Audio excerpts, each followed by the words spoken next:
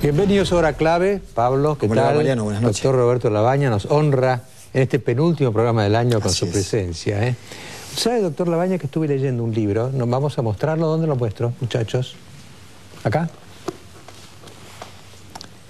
Pensando un país.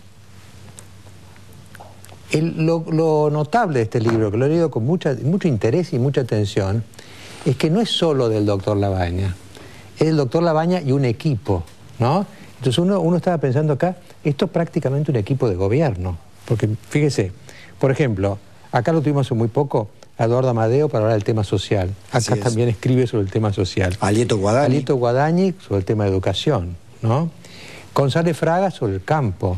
Y una serie de eminencias realmente que se han como hecho son 13, los conté, que han hecho casi, a ver si le digo bien, doctor Labaña, un programa de gobierno. Bueno, en todo caso, efectivamente, son 13, toda gente muy importante en sus respectivos campos, y la idea fue, en este final de año y el año próximo, que es un año electoral, ofrecer un conjunto de diagnósticos, pero también de propuestas, intentando que el año que viene se puedan discutir estas cosas, que el candidato no surja simplemente a lo mejor de la publicidad aplastante a veces que tiene el gobierno, que no surja de algún candidato yendo a los programas cómicos o ese tipo de cosas, sino que por una vez hagamos el esfuerzo de discutir temas que son fundamentales para el país. Y estoy convencido, además, sin simplificar, que si habláramos de los temas concretos del país, habría un grado de entendimiento mucho mayor que cuando simplemente las cosas quedan a nivel de quién es candidato, cosas por el estilo. Cuando el elemento personal desciende, emergen los problemas reales. Emergen los temas reales, efectivamente. Hay una nueva visión de una política a mediano o corto plazo, doctor Labaña, con esto, porque cuando lo escucho hablar, doctor Labaña, recuerdo también un poco el esfuerzo ejemplificador que hacía Rodolfo Terraño en esta materia, ¿no?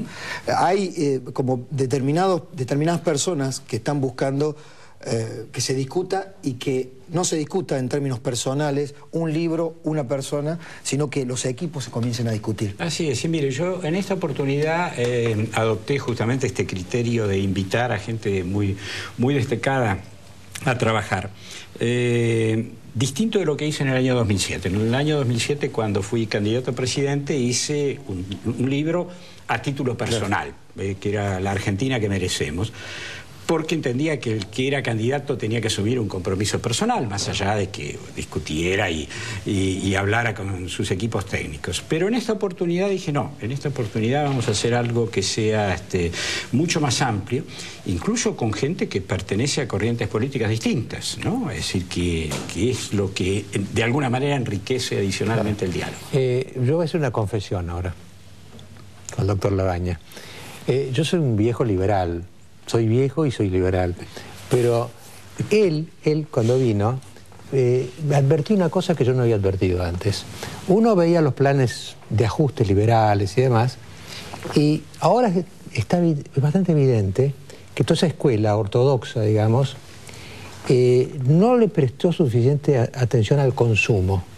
Efectivamente. Porque se hablaba mucho de inversión, de ahorro, de moneda sana, todas estas cosas, pero usted realmente trajo de una manera seria, porque no hizo populismo, dijo, no, el consumo es una variable que no podemos descuidar. Efectivamente, nosotros pusimos allá en el programa del 2002 el consumo en el centro de la escena.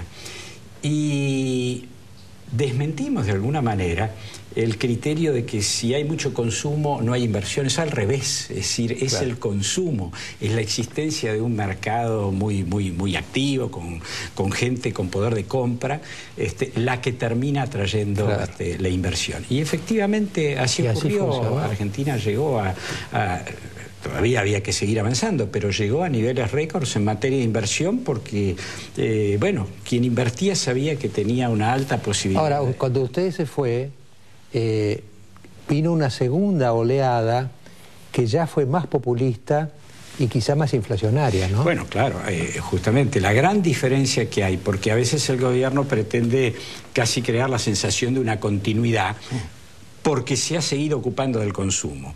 Pero si uno se ocupa solo del consumo, en un contexto donde no hay inversión, donde no hay creación de empleo, y sobre todo empleo en blanco, con consecuencia con todos los servicios sociales y con la protección del trabajador, lo que termina ocurriendo es lo que ocurrió a partir del año 2007, una aceleración de la inflación que empieza efectivamente a destruir las bases del crecimiento. Miren, a veces los números son incómodos, pero también hay que darlos. Si uno toma el año 2002 al 2006, la tasa de crecimiento del país era 8.9. Si toma desde el 2007 hasta ahora, es 3.9. Es decir, 9 y 4, para simplificar los números. O sea, hay una desaceleración importante, es cierto, sí, se crece, pero a un ritmo infinitamente menor en promedio de lo que fue la primera etapa. ¿Y eso se debe a qué? Bueno, se debe a la inflación, porque la inflación se ha comido parte del poder de compra de la población, no de todos igual, algunos estamos seguramente mejor, hay otros que han ido quedando al margen del proceso de crecimiento, básicamente los sectores de menores ingresos, jubilados, los trabajadores y demás. Tuvo un sucesor en el Ministerio de Economía que dijo muy fresco que la inflación golpea sobre todo los sectores altos y medios.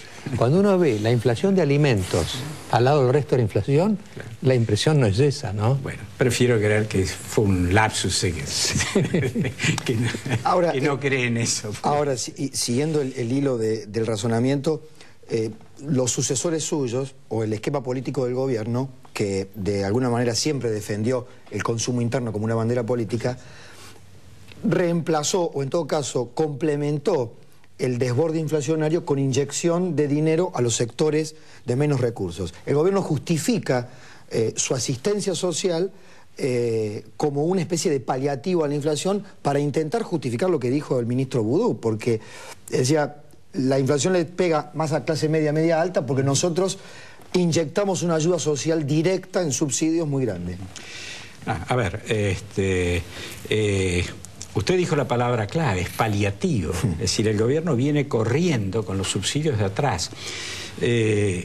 Por supuesto es bueno que existan esos subsidios en esta situación de emergencia, pero ¿va a ser para siempre o nos vamos a ocupar de que haya mayor inversión, de que haya en consecuencia mayor creación de empleo? Digo, los subsidios hoy están en 48.000 millones de pesos. Es decir, esto no es sostenible en el tiempo. Entonces, lo que uno tiene que buscar es, bueno, estos son paliativos, son medidas de emergencia. Después lo que hay que buscar es un crecimiento genuino por la vía de inversión, creación de empleo. Ahora, perdóneme, ¿cómo desmonta 48.000 millones en subsidios? Bueno, es complicado, pero mire, comparado con lo que era 2001, 2002... Entonces se puede desmontar sin crisis grave. Todo se puede hacer con tiempo, con tranquilidad, mire, sin dogmatismo. Grondona hacía mención justamente a ese cambio que hubo. Ese cambio hoy se está dando en el mundo. Imagínese lo que hubiera sido, cuánto más fácil hubiera sido para Argentina tener su crisis en el 2007-2008. Uno de los temas más álgidos de discusión con el fondo fue el tema de prorrogar las hipotecas para que la gente no perdiera su casa. En medio de la crisis del 2002 no había forma, la gente no podía pagar las cuotas. Cuando nosotros fuimos dando mecanismos de prórroga y demás, el fondo consideraba que esto era la violación de los principios básicos del capitalismo. Bueno, ahora lo ha hecho toda Europa, Estados Unidos, Irlanda, Grecia.